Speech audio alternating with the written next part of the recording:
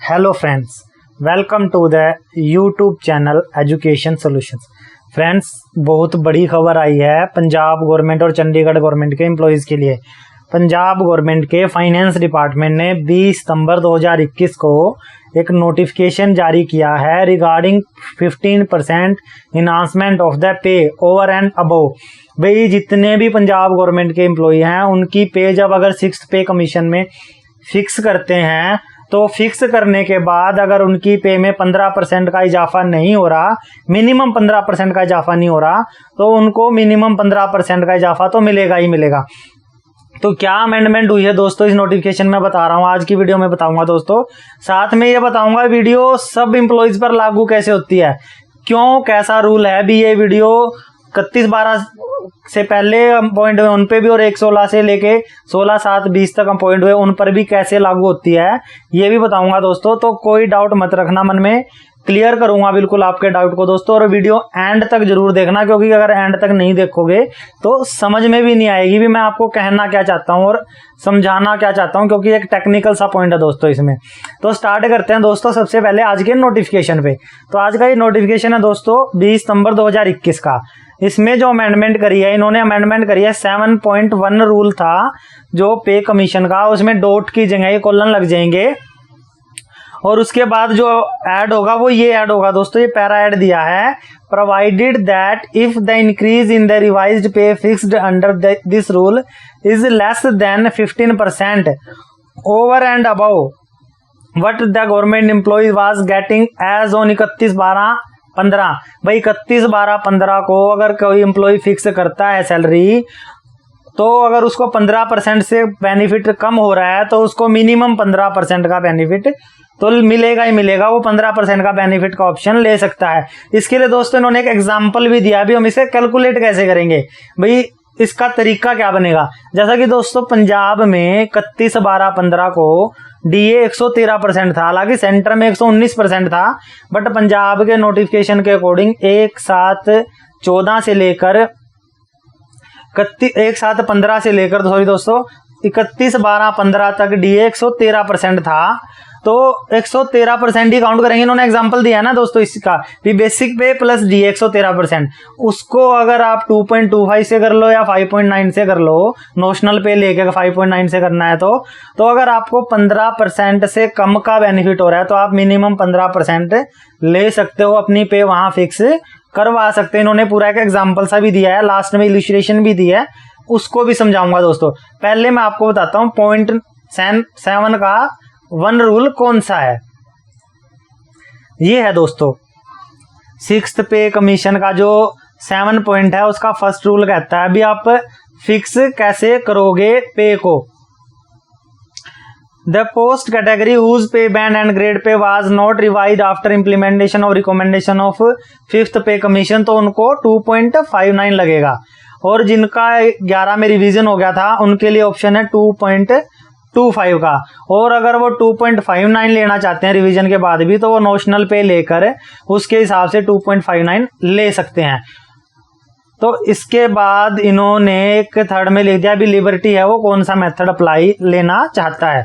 तो उसके बाद आज का ये पैरा ऐड हो जाता है दोस्तों। जो आज का ये पैरा है भी 15% का बेनिफिट कैसे मिलेगा, तो ये है। और दोस्तों उसके बाद मैं कहना चाहता हूँ भी 1/16 से 16/7/20 वालों को बेनिफिट कैसे मिलेगा, क्योंकि उसी 7 पॉइंट का 7 नंबर पॉइंट का एक पॉइंट सेकंड है, उसमें कहा गया है भी जो 1/16 के बाद और 16/7/2020 से पहले भर्ती हुए हैं, दोनों डेट इंक्लूड करके, उनका जो रिवाइज पे होगा in such cases shall be determined on the same analogy. भी जिस हिसाब से आप 1/16 से पहले के भर्ती एम्प्लॉय का रिवीजन कर रहे हो, उसी हिसाब से 1/16 के बाद और 16/7/20 से पहले के एम्प्लॉय की रिवीजन भी सेम होगी। ऑब्वियसली जब उनकी सेम एनालॉजी पे 15% मिल रहा है तो हम जो 1/16 के बाद भर्ती हुए हैं उन पे भी लगेगा, क्योंकि इसमें तो कोई चेंज नहीं किया है। जो पॉइंट सेकंड है उसमें कोई बदलाव नहीं किया है इस नोटिफिकेशन में। और इस नोटिफिकेशन में और कहीं ये लिखा भी नहीं हुआ भी 1/1/16 वाला की आप पे फिक्सेशन कैसे करोगे। उन्होंने बस दिया भी सेम एनालॉगी भी, जैसे आप 31/12/15 वालों के लिए 31/12 डेट ले रहे हो तो उनके लिए डेट ऑफ ज्वाइनिंग ये लिखा हुआ है। तो पहला point, the date for the purpose of fixation of revised pay shall be the date of joining. उसके हिसाब से हम अपना एग्जांपल लगा सकते हैं, बेसिक प्लस डीए जो उस डेट को डीए था। इसमें क्लियर भी करा दोस्तों भी जो प्रोबेशन वाले हैं, जो प्रोबेशन में मिलेगा वो आपको मिनिमम जो पे बैंड है उस पर मल्टीप्लायर फैक्टर मिलेगा। जो भी आप लोगे भी, आप नोशनल लेना चाहते हो तो 2.59, अगर आप रिवाइज्ड 11 वाली लेना चाहते हो 2.25। ये इसमें सी पॉइंट में और बी पॉइंट में इन्होंने क्लियर कराया। तो मेन बात तो यही आ गई दोस्तों, 1/1/16 और 16/7/20 के जो पहले के एम्प्लॉई हैं उनकी पे फिक्सेशन उसी तरीके से होएगी जिस तरीके से 31/12/15 वाले एम्प्लॉइज की होती है। और उनके लिए the date of pay fixation shall be the date of joining, ये भी इन्होंने यहाँ क्लियर किया है। तो ये बात एक क्लियर करने की भी है, जो ये 15/1/15 की नोटिफिकेशन है ये सब पे ही लागू होगी, क्योंकि अगर 31/12/15 पे वो लागू होती है, 31/12/15 की डेट पे वो ले रहे हैं, उन्होंने कहा भी as on 31/12/15 basic plus DA the date for the purpose of fixation of revised pay shall be the date of joining. अगर उनकी डेट हुई 31/12/15 ली जा रही है तो 1/1/16 के बाद वालों की डेट ऑफ ज्वाइनिंग ही कंसीडर करी जाएगी। इसके बारे में दोस्तों मैं आपको बाद में समझाऊंगा। तो इसका बेनिफिट कैसे होता है दोस्तों, आज इन्होंने एक इलस्ट्रेशन दी है। ये इलस्ट्रेशन कहती है दोस्तों 16 नंबर भी, मान लीजिए किसी एम्प्लॉय ने 1/9/2013 को ज्वाइन किया एज ए क्लर्क, जिसका 3200 ग्रेड पे था, कोई भी पोस्ट हो, मैं तो एज ए क्लर्क ले रहा हूं। तो वैसे तो 1900 पे ग्रेड था पुराने पे स्केल में देखा जाए तो, पुराने पे स्केल में अगर देखा जाए तो 1900 पे ग्रेड था, लेकिन 2011 में इनको रिवीजन मिल गई थी। लेकिन अभी अगर पे फिक्स करते हैं 6 CPC में, लेवल रहेगा लेवल 3, 1900 के ग्रेड पे का जो लेवल है वो रहेगा दोस्तों। इन्होंने पे फिक्स कर दी भी 31/12/15 को, उनकी 14,330 फिक्स हो रही थी। और अगर 2.25 लेते हैं तो यहाँ हो रही है उनकी 32,243। उसी तरीके से दोस्तों अगर 31/12/15 को अगर वो नोशनल पे लेता है तो नोशनल पे बनती है 8300, उसके हिसाब से तो लेनी नहीं दोस्तों, वो तो बहुत कमी हो जाएगी। तो यहाँ पे पहला मेथड कह रहे हैं उनकी फिक्स होगी 32,300। दूसरा स्टेप क्या कह रहे हैं दोस्तों, अगर हम 31/12/15 को जो बेसिक दिए उस टाइम 113% था, तो अगर 31/12/15 को 11,330 प्लस 3200 14,330 डीए 15% लगाया यहाँ पर बेसिक प्लस डीए, तो 30,523 और इस पर 15% अगर हम लगाते हैं तो हमारी बनती है 4578 बनता है 15%।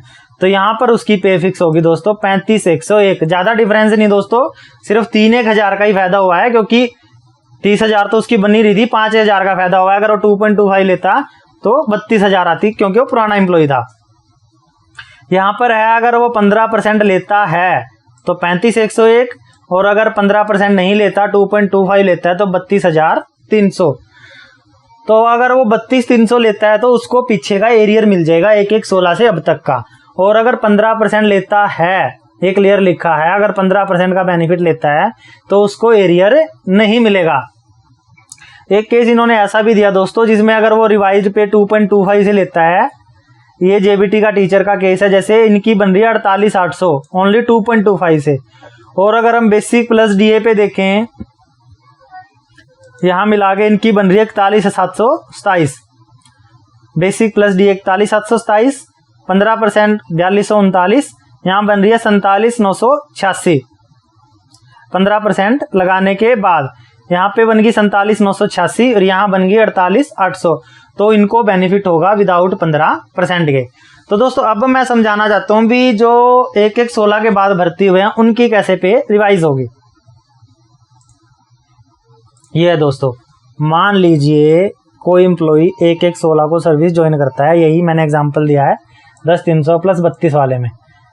तो अगर वो 2.25 का फैक्टर लेता है तो ड्यूरिंग प्रोबेशन उसको मिनिमम पे बैंड है उस पर 2.25 लेता है तो यहाँ उसकी होगी 23,175।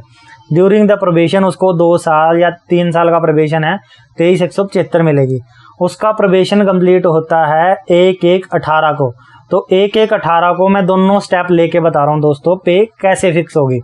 पहला स्टेप है दोस्तों, पे बैंड 10,300, ग्रेड पे 3200, बेसिक पे 13,500, डीए 142% था, 1/1/18 को डीए की स्लैब तो आप देख सकते हो नेट पे भी मिल जाएगी। तो यहाँ बन गया उसका 19,170, पे बन गई उसकी 32,670। अगर वो अपनी बेसिक पे 13,500 को 2.25 से मल्टीप्लाई करता तो यहाँ बनती है 30,375 और पे लेवल 3 में फिक्स होती है उसकी 30,500 पे। यह है स्टेप 1। अगर वो 2.25 लेता है, 2.59 में तो नोशनल ही आ जाएगी, जैसा कि इन्होंने इस नोटिस में दिया ही है दोस्तों, जो इलस्ट्रेशन है। 2.59 तो लेने का मतलब ही नहीं बनता, तो वहां तो 8300 ही आ जाएगी। अगर उसको बेनिफिट नहीं मिल रहा है इसमें, उसको तो लॉस ही हो रहा है। यहाँ पर स्टेप 2 है 115 मतलब 15% बेनिफिट के साथ 10,300 प्लस 3200 13,500 बेसिक बनी, plus DA 30,670। Taking benefit of 15% on basic plus DA.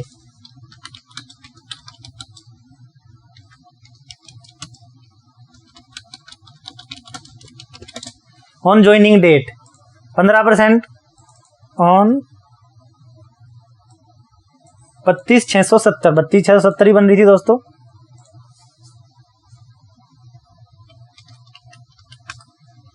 ठीक है, यहाँ 32,670 बनी। इस पर अगर 2.2 इस पर अगर 15% लेता है तो 4900 रुपये उसको बेनिफिट हुआ, क्योंकि ये तो वो ले ही रहा था।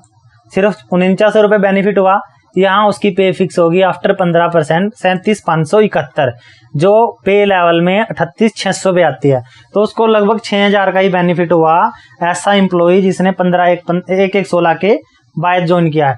तो ये इलस्ट्रेशन है दोस्तों, कोई डाउट नहीं है। जिसको ये डाउट है भाई 1/1/16 के बाद वालों को नहीं लगेगा, अगर क्लियर ही है दोस्तों, इस नोटिफिकेशन में क्लियर ही है ये बात। On the same analogy revised pay the government employee recruited in service before 1/1/16, same analogy पर होगा और उसकी पे फिक्सेशन के लिए डेट ऑफ ज्वाइनिंग को ही कंसीडर किया जाएगा। तो यहाँ पर दोस्तों उसकी पे सबकी इतनी बढ़ रही है दोस्तों। अगर हम 31/12 वालों का भी देखें, 15% 5-6 हजार का ही बेनिफिट मिल रहा है टोटली पे कमीशन पे। तो यहाँ पर भी उसे पे कमीशन मिलने पर 6,000 का ही बेनिफिट मिल रहा है एक एम्प्लॉय को। यहाँ थी 32,670, यहाँ 38,600। तो ये है दोस्तों मेरी आज की वीडियो का कंक्लूजन। अगर मेरी वीडियो समझ ना आई हो तो दोस्तों मुझे कमेंट बॉक्स में लिखना, या फिर मेरे ईमेल एड्रेस पर मुझे मेल कर सकते हो।